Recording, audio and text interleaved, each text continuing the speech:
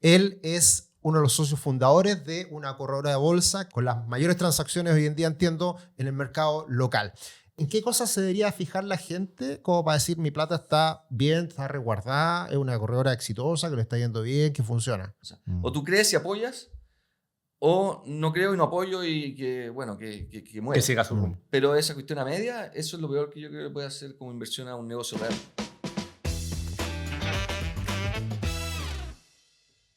Hola, ¿cómo están? Bienvenidos a un nuevo capítulo del podcast Mente Inversionista, que en esta oportunidad pueden ver que estamos en una ubicación diferente a la anterior porque nos cambiamos de oficina. Estamos en un nuevo lugar, lo vamos a ir enchulando, poniendo un poquito más bonito seguramente en los próximos capítulos, pero ya estamos en un nuevo lugar, en una nueva oficina, que era algo que hace rato necesitábamos, creciendo y teniendo más espacio para todo nuestro equipo. Y en esta oportunidad, inaugurando, o bueno, no sé si va a salir este podcast, va a ser el primero o puede ser otro, vamos a ver. Tenemos un gran invitado y alguien que yo conozco ya hace muchos años, pero que hemos estado conversando en las últimas semanas y poniéndolo un poquito al día. Él es uno de los socios fundadores de una corredora de bolsa que se ha instalado como una corredora muy de cierta manera tecnológica y también disruptiva en el mercado chileno, en que no existía mucha tecnología, siguen existiendo algunos problemas en ese ámbito, todavía en muchas corredoras tradicionales, y se han ganado un lugar siendo la corredora, ahí nos va a contar detalles nuestro invitado, con las mayores transacciones hoy en día, entiendo, en el mercado local. Nuestro invitado, Pablo Kuhlenthal, uno de los socios y fundadores de Vector Capital. ¿Cómo estás, Pablo? Hola, muy buenos días, ¿cómo están? Muy Muchas bien, gracias por la invitación, Sergio Fernando. Un gusto estar acá. Feliz de verlo a ustedes también, cómo han crecido, lo bien que les ha ido. Nos conocemos ya diría más de 10 años Sí. Y hemos sido testigos del camino que han recorrido, así que también los felicitamos y un gusto poder compartir también con un granito de arena la historia desde nuestro lado.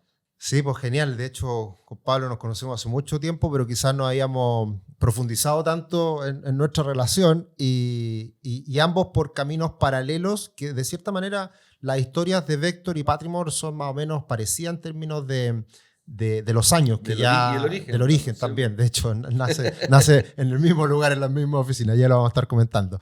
Oye, Pablo, pero bueno, a todos le hacemos la misma pregunta, muy importante. ¿Qué estudiaste? ¿Cuáles son tus orígenes en ese momento en que uno decide estudiar una carrera? ¿Y cómo te vas, de cierta forma, incorporando a este mundo financiero?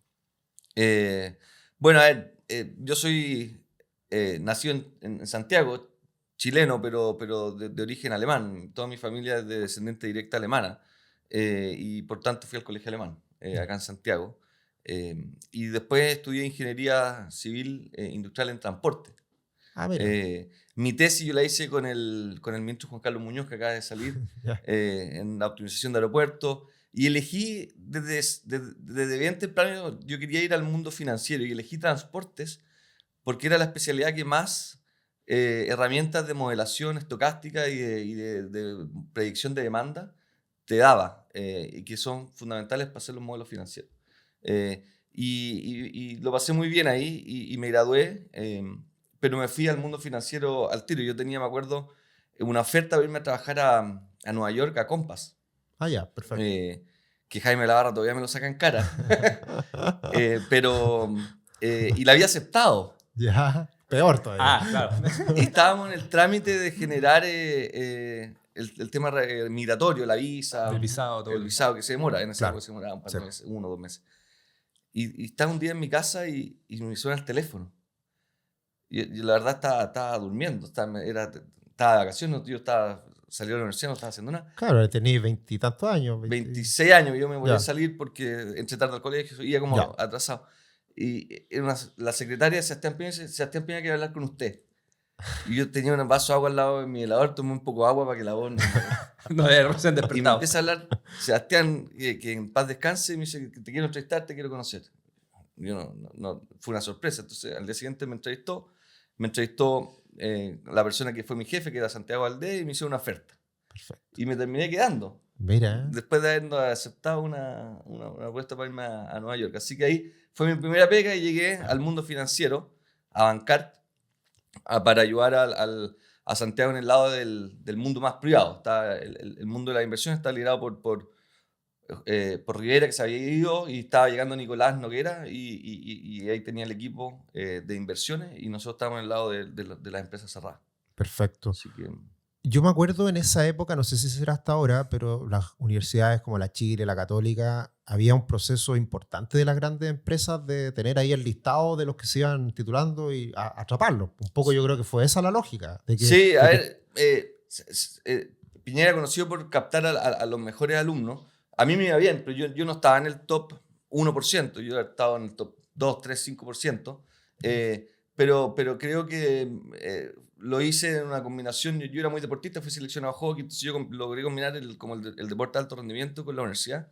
Y creo que eso es algo que le atrajo tanto a Santiago como a Piñera para incorporarme a su equipo. Aparte eran en el tema más los negocios más privados, donde había que estar más metido en los negocios, en la ejecución, no tanto en el análisis financiero y en la parte más dura. Así que, y eso fueron 4 años, fue una tremenda experiencia, hasta que él, bueno, estaba yendo a presidente, sabíamos que tenía buenas posibilidades, y ahí yo empecé a postular a universidades porque me quería estudiar. Entonces, él sale elegido en diciembre, me acuerdo. En el primer periodo. En el primer periodo, 2009. Claro. Y yo me fui a estudiar en enero del 2010. Entonces, cuando fui presidente, yo ya estaba estudiando en Suiza. Me fui a estudiar a Suiza a mi MBA. O sea, si no podría haber terminado como político, ¿o no? ¿O nada, no. Siempre la política te genera un bicho, pero hay que tener un cuerpo chancho. Uno se da dando cuenta que... Si tienes peinado para eso, no cacha el tiro. Sí. Pero nos tocó vivir la crisis de Lehman Brothers 2008, nos tocó vivir hartas cosas que le pegaron a todo. Y después nos tocó vivir todo lo que fue la instalación de los fideicomisos. ¿Verdad? Para preparar su llegada, y fue una tremenda escuela, la verdad. Súper. O sea, fueron 4 años intensos. Muy intenso. Y eres muy exigente. Pero también muy buena persona. En la confianza uno termina valorando que detrás de la exigencia y de la excelencia hay un humor muy particular y también una muy buena persona. Se habla mucho de la exigencia y no sé si se puede contar, pero ¿en qué se materializa esa exigencia, por ejemplo? ¿24/7 real? ¿O qué cosas, por ejemplo, qué te acordáis así como que te dolía de la exigencia? A ver, él si nota que no estás preparado, te deja de escuchar, yo creo. Y esa es la indiferencia. Entonces, obviamente uno es joven y quiere ayudar y quiere contribuir. Entonces, siempre tiene que estar preparado con conocimiento y con argumentos técnicos. Y si es así, él valora que tú te va a escuchar y te va a hacer caso incluso. Pero si te ve que flaqueas un poco, te deja escuchar. Y ahí pierdes el piso. Exactamente. Entonces, ese es un estrés constante porque tienes que estar preparado. Siempre. No, o sea, no es una exigencia o algo que esté como negrero, sino es de... No, el bueno, el malo, out. La excelencia es pragmático, quiere avanzar, quiere tener conversaciones de calidad, y hay que estar preparado para eso. Perfecto. Diría que eso es como lo que te genera estar siempre en alerta, te obliga a estar siempre en alerta. Perfecto. Y obviamente uno no siempre uno da un paso en falso realmente, entonces es una dinámica desafiante para la época, era entretenido. Bueno, y aparte eso también deja mucho aprendizaje al final. Exacto. Sí, eso te voy a preguntar, como que si miráis en retrospectiva esos 4 años, ¿qué aprendizaje sacaste? Te diría que el ser un estudioso, el de estar preparado, la capacidad de memoria que tiene, yo nunca la he visto en una persona. Más allá que tiene mucha gente que lo apoya, nosotros mismos, su gente de comunicación y todo, maneja mucha información. Y por eso es tan buen político, porque era capaz de darte información concreta de todo. Entonces yo diría que el estar preparado, el estudiar, el estar siempre tratando de estar como en el tope de las cosas, eso te ayuda mucho. Exigencia, en definitiva, y estar a la altura. Oye, Pablo, y ahí tú te fuiste a hacer un magíster a Suiza. Me llamó la atención. ¿Por qué Suiza? Buena. Mira, porque... Por la raíz, algo de ahí... Algo hay, sin duda, pero yo en el colegio me fui de intercambio a Estados Unidos. Y mi colegio era el alemán, como le dije, y todos iban a Alemania, pero yo decidí irme a Estados Unidos, y todos iban a Alemania por 3 meses, y yo decidí irme a Estados Unidos por 1 año. Y por eso, hace un rato dije, yo iba tarde, porque yo perdí 1 año en el colegio. Perfecto. Porque me fui a mediados de tercero, y volví a mediados de tercero, pero 1 año más viejo. Claro. Y viví en Minnesota, un estado en el norte, muy helado. Y fue una tremenda experiencia, es el senior year que se hace, donde te gradúas en el high school. Y fue una muy buena experiencia, lo pasé muy bien y conocí muy bien la cultura americana del Midwest. Y cuando quería ir a estudiar, dije, ya fui a Estados Unidos, ya aprendí inglés, y dije, quiero ir a Europa. Y en Europa vi 3 o 4 escuelas de negocio que estaban como en los rankings. Uno ve los rankings, siempre estaba el IES, el IES en España, el INSEAD en Francia, y estaba esta universidad en Suiza, que yo en el principio no conocía. Dije, ya, España no, porque no quiero...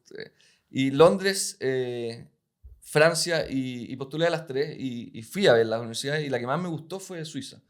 Y después empecé a aprender de la universidad y ver los exalumnos que había. Estaba Gabriel Berselli, que también en paz descanse, un gran empresario. Estaba Roberto Alba, el CEO de Latam. La familia Foname era cercana a la universidad, y un par de otros chilenos que yo conocía. Y eso me generó un vínculo, y era una clase más pequeña, éramos 90 alumnos. Y de promedio de edad promedio eran 32. Yo fui con 30. Perfecto. Yo estaba un poquito por debajo incluso. Entonces me gustó mucho eso, porque al final tú aprendes mucho de tus alumnos, de tus compañeros. De tus compañeros, claro. Y una clase de 90. Eso fue cuando tomé la decisión de ir. Lo que más me gustó del MBA, nunca lo evalué en el momento de tomar la decisión, que fue haber vivido la experiencia de todo el desarrollo de las habilidades blandas que tiene el MBA. A nosotros es una dimensión que es bastante única. Te diría que ni un MBA lo tiene. Como somos 90, es posible hacerlo. Te ponen un analista, un psicoanalista, y te ponen un coach que te hace seguimiento todo el año. Entonces, wow. yo hice psicoanálisis. Yo nunca he hecho psicoanálisis en mi vida. Muy avanzado para Entonces, los tiempos, te hacen, tú vas trabajando en la parte académica, con obviamente los profesores, vas trabajando la parte como de dinámicas de grupo con tu coach, y después la parte personal de cómo te vas sintiendo tú en los roles de liderazgo con tu psicoanalista. Wow. Entonces, no lo he escuchado nunca. No, es súper potente. Sí, y yo era de los que al principio decía, yo no creía en el psicoanálisis. Claro. O sea, ¿Qué esta cuestión? Y te das cuenta que la forma, al final, la forma más fácil de tener una posición de liderazgo es conociéndote a ti mismo primero. Claro. Y cómo reaccionas tú frente a las dinámicas de grupo. La importancia de la relación con personas, en definitiva, que es Exactamente. clave. Y ahí te diría que ese aprendizaje, hasta el día de hoy, es el que más valoro. Mucho más que Oye, ¿qué universidad era? ¿Era en Zurich? IMD, no, en Lausanne. Perfecto. Se llama IMD, Institute for Management Development. Que está bien, hace un ranking de la competitividad de los países, siempre lo publican en Chile. La competitividad de los países, ese ranking lo hace la universidad. Que es una escuela de educación ejecutiva, y que tiene 2 grados académicos, el MBA, que lo hace con la EPFL, que es la Universidad de Lausanne, que hoy día está muy de moda también porque es como la que más está innovando en Europa, y el Executive MBA, que también lo hace con otra. Entonces, escuela pequeñita, muchas multinacionales capacitan a sus ejecutivos y todo. Claro, Nestlé, todas las de la zona. La grande. Bayer, toda la grande de los laboratorios, Europa. Novartis, todo eso Claro. son muy cercanos. Buena.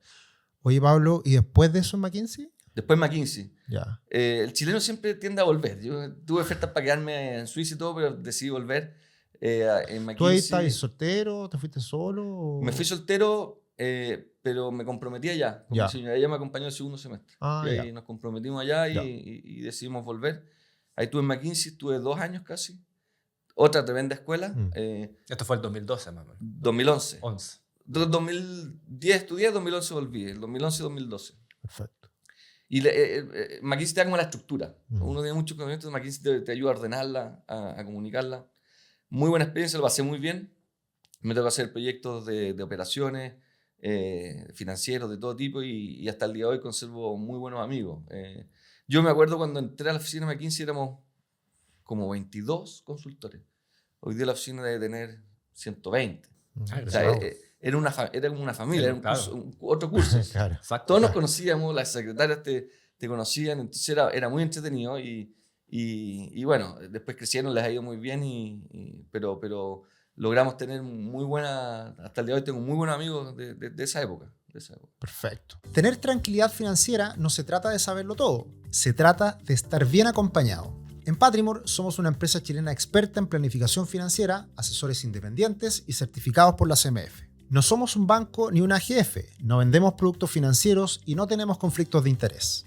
Ayudamos a las personas a ordenar sus finanzas, desde deudas hasta inversiones, para aumentar el patrimonio. En Patrimor te acompañamos para que tomes decisiones financieras con criterio, independencia y foco en lo que de verdad importa para ti. Y después, ¿qué viene? Y ahí ya nos vamos acercando al momento actual. Mira, después viene Corso. Ahí me fui a trabajar con la Elizabeth Lehmann y Juan Carlos Cortés, que son una de las ramas de la familia Solari, controladora de Falabella. También en el área de negocios privados. Ahí tenemos una inversión en Colombia, en una termoeléctrica. Éramos dueños de Esparta y de David del Curto. Esos 3 activos y de unas autopistas ellos con SACIR. Entonces ahí yo lo ayudé en el activo Colombia, en Esparta. ¿Te puedo hacer una pausa ahí? Porque yo creo que es bueno hacer la bajada cuando tú dices activos privados y qué es el día a día de eso. No, solamente para explicarlo. Sí, un activo privado es básicamente una participación en una empresa donde tú puedes ser minoritario o el controlador. En este caso, en Colombia éramos minoritarios, estábamos con los Mellef, con los primos. En Sparta controlábamos el 100 y en David del Curto el 100. Y el día a día es básicamente un rol de director, pero un rol de apoyar al management, de participar de comité, de estar a disposición del management para ayudarlo. Ese era mi rol. También con alguna, ¿no es cierto?, seguimiento financiero y ayudarlo en la evaluación de proyectos y también de presupuestos. O sea, es como lo que hace un fondo de private equity cuando controla un activo, pero esto es una familia. El GP es la familia y no es un gestor. Acá es como la lógica de un director ejecutivo que en definitiva está ahí en la dirección, pero igual te metí un poquito. Pero no es ejecutivo porque al final siempre tienes que darle la autonomía al gerente general o al CEO para que ellos lideren. Al final ellos son los que toman las decisiones y son los responsables. Tú básicamente estás a disposición para ayudarlos, para provocarlos también. Facilitar herramientas y networking. Y finalmente también, si el accionista, controlador, dueño quiere ir para allá, tú estás alineado con el accionista finalmente. Claro. Entonces tenés que ayudar al accionista a mover a la compañía en la dirección que quiere. Claro. Cuando entraste a este family, ¿ya estaban adentro de estas empresas? ¿O fuiste partícipe? Ya estaban adentro. Estaban adentro. Tratamos de hacer algunas adquisiciones nuevas, no funcionaron, no llegaron a puerto, así que fue una gestión de portfolio.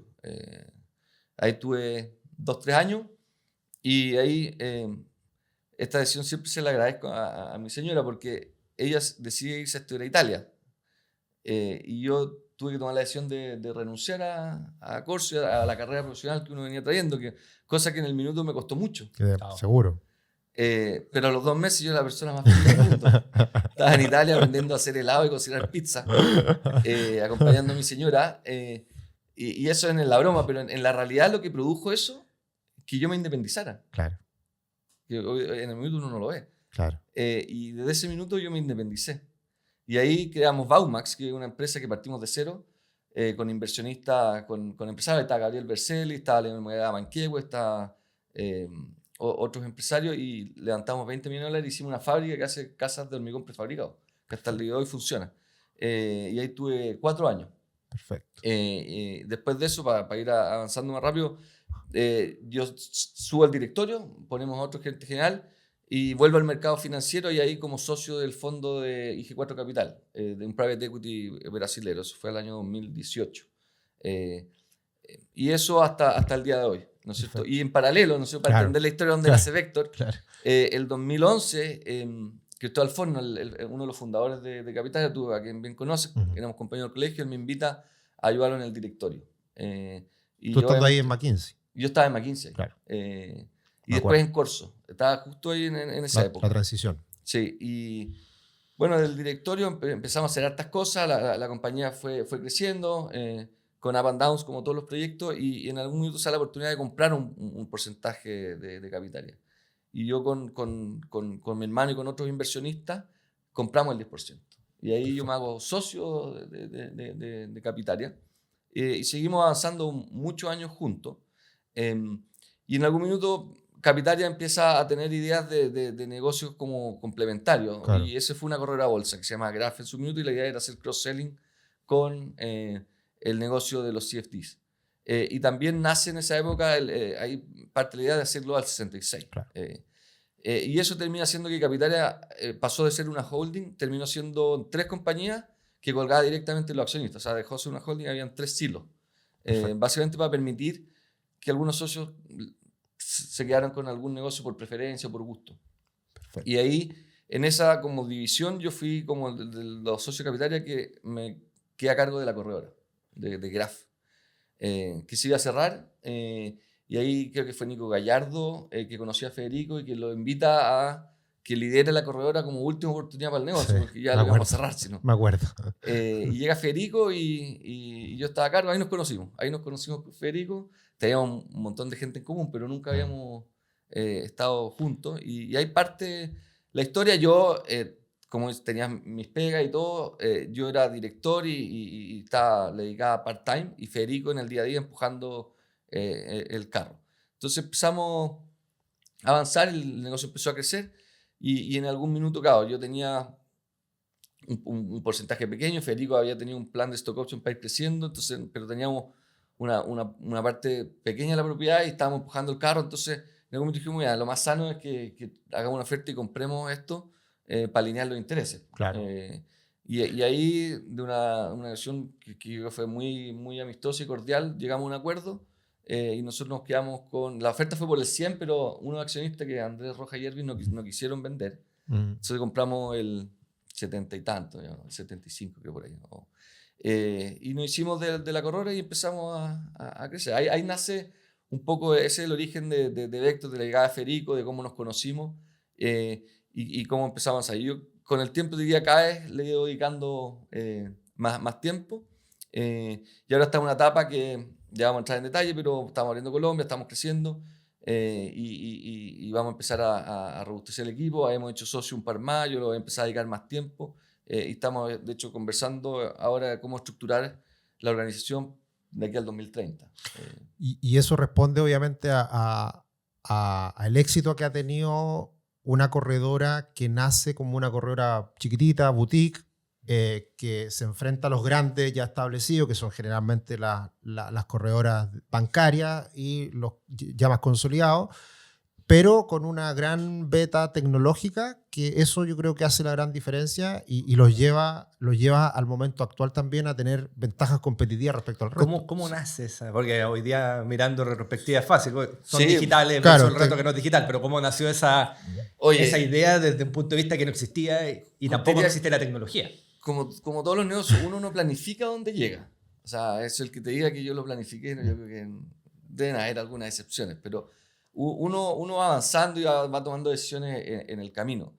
Y nosotros partimos con el negocio tradicional de corredora: una mesa renta fija, una mesa renta variable, una mesa moneda, buscando clientes institucionales, corporativos o gente que quiere invertir en la bolsa.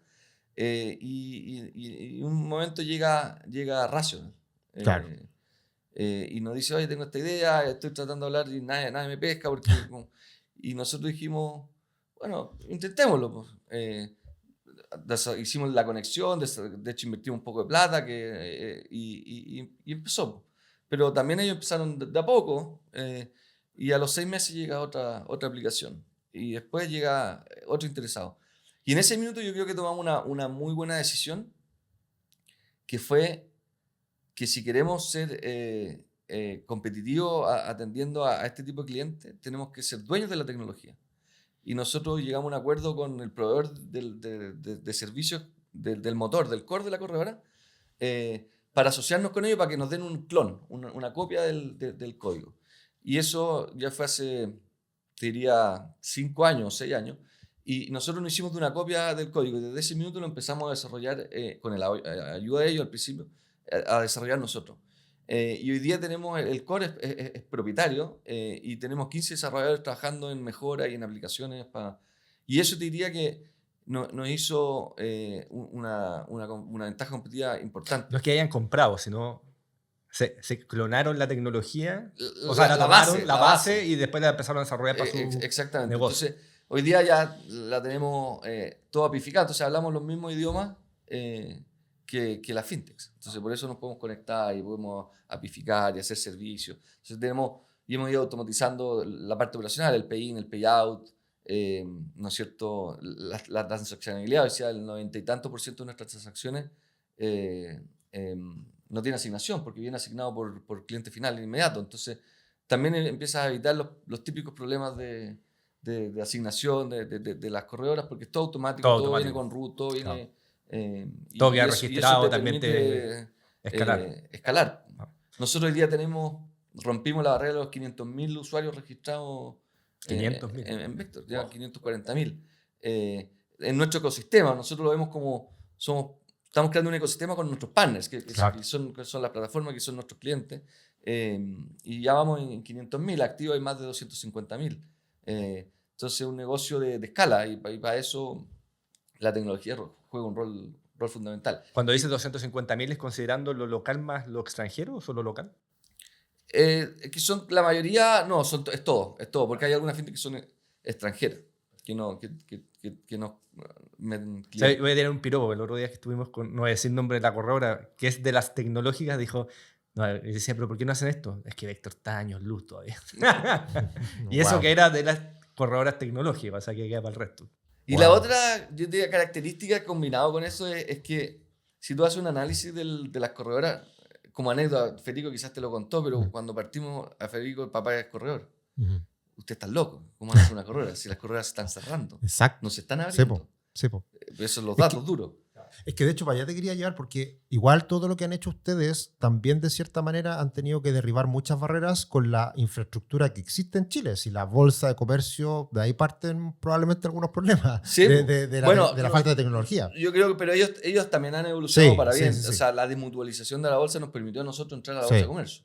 Nosotros, hoy día lo miramos para atrás y lo podríamos haber hecho, pero en su minuto era imposible para nosotros tener el patrimonio para tener esa acción y ser parte de la bolsa. Claro. La barrera de entrada era muy grande en su momento. La acción costaba $2 millones más o menos. Sí, pero hace 20 años. Claro, que era más plata que hoy día. Entonces, eso ayudó mucho. Nosotros fuimos, creo que la segunda en entrar a los par de meses. Y eso nos cambió, porque antes estábamos en la Bolsa de Comercio Electrónica de Valparaíso. Sí, esa fue la primera. Pero claro, en algunos negocios funciona muy bien, pero en renta variable y eso tiene mucho más volumen la Santiago. Entonces, eso fue muy positivo. Pero lo que quería decir, tú haces el análisis y están las bancarias, que para los bancos el negocio de corretaje es un negocio complementario, no un negocio fundamental. Ellos ganan probablemente su utilidad en otro lado. Y después están las grandes no bancarias, que tienen ahí. Y tú ves, y en la línea ya no están los socios, están los ejecutivos, ya no están los accionistas. Nosotros tenemos porque somos un poco una generación o 2 generaciones más jóvenes, nosotros con Federico estamos ahí, estamos en la línea y somos los dueños y somos los accionistas. Entonces, la evaluación de riesgo es en línea, porque ¿qué más alineado que el accionista? O sea, no estamos dispuestos o no a tomar un riesgo, estamos dispuestos. Y eso te permite ser muy ágil, muy ágil. Y si eso le suma la tecnología y el modelo de negocio que el camino nos mostró, son como 2 cosas que yo creo, y hacernos propietarios de la tecnología, creo que son como los ingredientes que nos han hecho ir avanzando a lo que somos. Perfecto. Bonita la historia. Y bueno... es una historia de éxito, porque al final, como dices tú, si te pescáis a todas las corredoras de los últimos 20 años, un buen porcentaje ha cerrado, ¿no? Se han achicado todas y las grandes se han consolidado. Y de la... Que es lo normal que pasa en los mercados más desarrollados. Somos la única nueva. Somos la única nueva. Y no sé si vieron el resultado del Q1, ya fuimos sexto en la bolsa. Ya. Por volumen transado. Por volumen transado, ya. Por número de clientes, ya llevamos 3 años ganando el premio a la corredora que más clientes trae al mercado por este ecosistema que hemos creado. Y somos 45 personas. Nosotros con patrimonio que ha crecido, pero sigue siendo ajustado y con el ROE más alto de la industria. Entonces, eso también yo creo que el ser nuevo, el no tener una estructura muy pesada, ¿no es cierto?, o muy antigua, también es una ventaja. Sí. También una ventaja. Oye, Pablo, y algo que evidentemente aparece como pregunta de un cliente que quizás no está tan metido en el mercado financiero y que nosotros creamos este podcast para darle visibilidad a todo lo que mucha gente no conoce. Entonces, imagínate que las personas conocen con suerte el banco, no conocen grandes corredoras. ¿Qué queda para Vector? Que es más joven, que está Sí, partiendo. Entonces, ¿en qué cosas se debería fijar la gente como para decir mi plata está bien, está resguardada, es una corredora exitosa, que le está yendo bien, que funciona? A ver, hoy día el corretaje es un negocio regulado, extremadamente regulado. De hecho, el modelo de negocio se ha estrechado porque los costos de operar han subido y los márgenes, o sea, las comisiones han bajado. Entonces Exacto. ahí se estrecha esto. Entonces, primero decir que es un negocio regulado y nosotros cumplimos y hemos pasado toda la auditoría y cumplimos con los mayores estándares. Y en tecnología te diría que vamos un par de pasos adelante. Lo segundo, que ya cumplimos 8 años. O sea, una compañía que la celebramos hace 2 semanas. No nacimos ayer. Hemos pasado por momentos difíciles y siempre hemos resuelto de muy buena manera, de frente. Y estamos cosechando los momentos buenos también. Entonces, y siempre hemos estado a la altura. Y eso es importante. Lo tercero, que el grupo ha ido evolucionando. Hoy día, una parte que se me olvidó, hace 2 años, don Andrés y Erwin vendieron y entró un grupo de empresarios chilenos de primer nivel. Y eso sin duda que es un respaldo. Nos ha ayudado a fortalecer la relación con la banca, a fortalecer la relación con las contrapartes, y una señal de respaldo patrimonial y de respaldo del mundo de negocios súper importante. Y lo último, que creo que es lo más importante, es que tenemos 500.000 usuarios. Y al final, el cliente, el que elige. Y 500.000 usuarios nos han elegido a nosotros a través de los partners, de las fintech, directamente también, a operar con nosotros. Y hemos hecho el delivery, porque si no, no estarían con nosotros, Claro. no seguirían con nosotros. Te diría que al final el cliente es el que manda. Y ese es el mayor respaldo que uno puede tener. Y entonces nosotros estamos abocados en seguir mejorando, en seguir dándoles un mejor servicio para que esos clientes sigan y ojalá lleguemos a 1 millón de clientes en lo antes posible. Perfecto. Y qué bueno que planteaste eso es lo que viene, porque justamente te iba a preguntar eso. ¿Ese millón de clientes se logra en Chile o necesariamente requiere crecer a otros mercados, a otros países? No, ya estamos creciendo, o sea, se va a lograr con la internacionalización. Nosotros estamos terminando la compra de una licencia de casa de bolsa, que le dicen en Colombia, para iniciar operaciones en los próximos 2 meses. Ya tenemos dentro de nuestro ecosistema varias fintech nos han manifestado la intención de abrir el mercado colombiano junto con todo el servicio que presta Vector. Entonces, ya tenemos un plan de negocio junto a ellos. Tenemos fintechs colombianas que quieren operar con nosotros allá. Así que eso se va a dar en el agregado. Chile, Colombia y el día de mañana puede ser Perú y Argentina, que si se sigue abriendo y se sigue estabilizando también puede ser una alternativa. Vemos más el footprint en Latinoamérica más que todavía pensar en quizás Centroamérica o México. Claro, que siempre pero como hicimos Vector, nosotros lo hicimos de a poco, con la velocidad que nos permite el flujo del negocio y no tomando riesgos excesivos. Entonces vamos a instalar Colombia, vamos a llevarlo a estabilidad, vamos a que la operación funcione y ahí vamos a pensar en Perú, en Argentina o en el que viene. O sea, paso a paso, tampoco nos volvemos locos y creo que eso ha sido parte importante más allá que uno es joven, tiene apetito riesgo, pero hemos ido a la velocidad que se puede. No acelerar porque sí, por eso. Sí. Oye, ¿cuál es el espacio que ven en Chile de todavía crecimiento estimativo, ¿no? Obviamente. A ver, siempre decimos, bueno, ya llegaron las fintech que tienen que llegar y cada 2 semanas toca la puerta una nueva.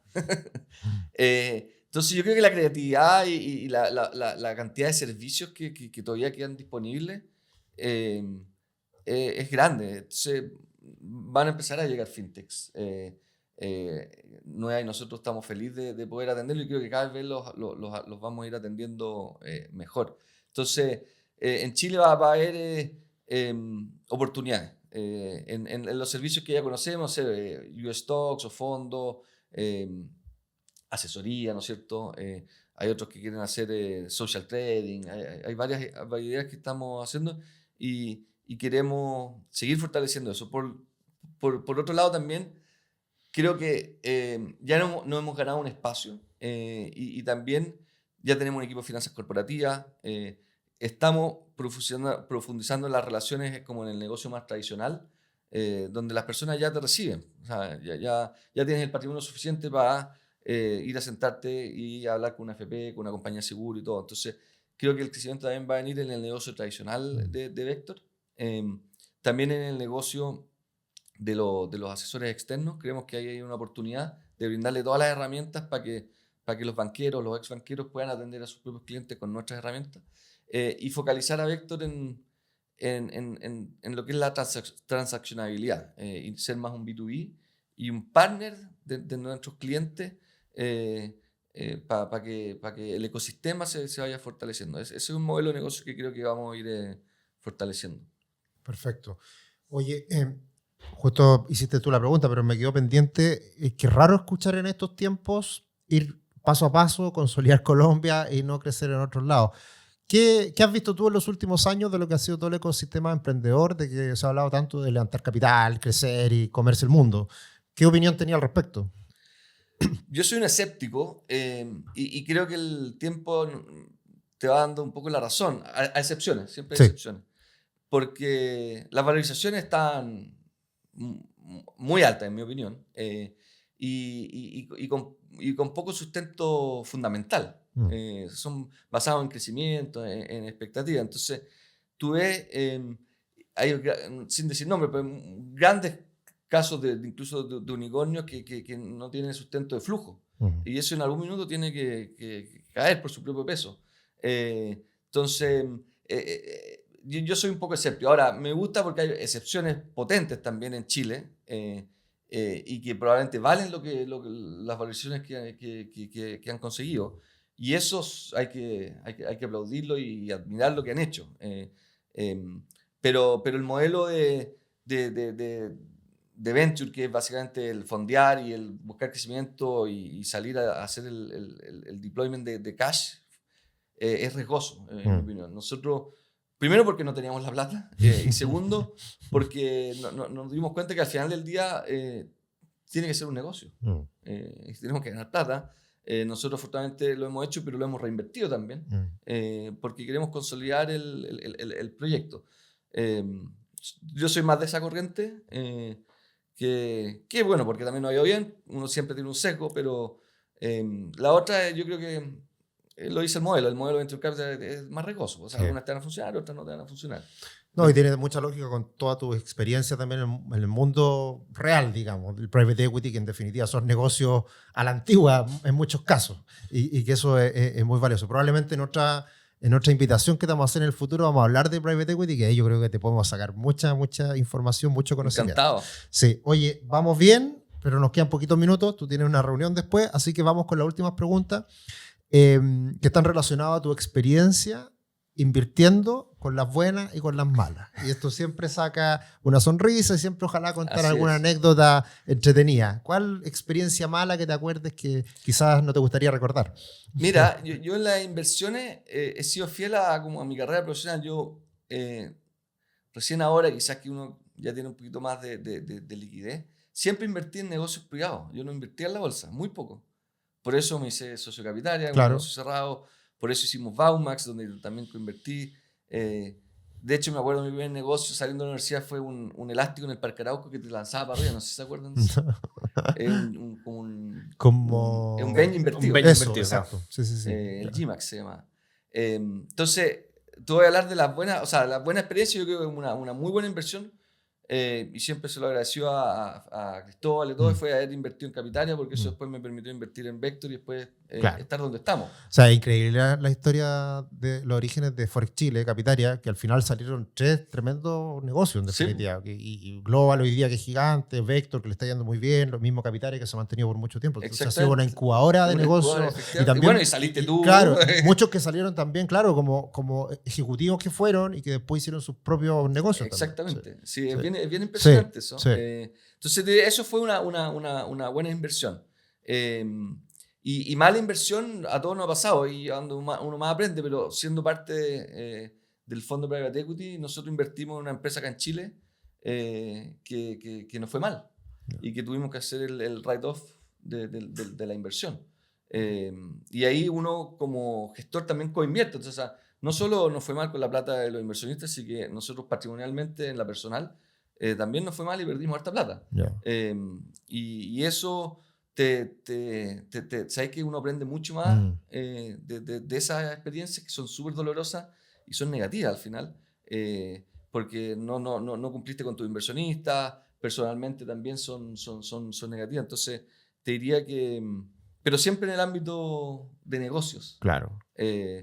Siempre también uno, con montos más chicos, uno también hizo buenas y malas inversiones, pero te diría que a mí siempre he estado más vinculado a los negocios y creo en el valor de la generación de valores con sustento en la vida real. Así que te diría que esas son mis experiencias de inversión.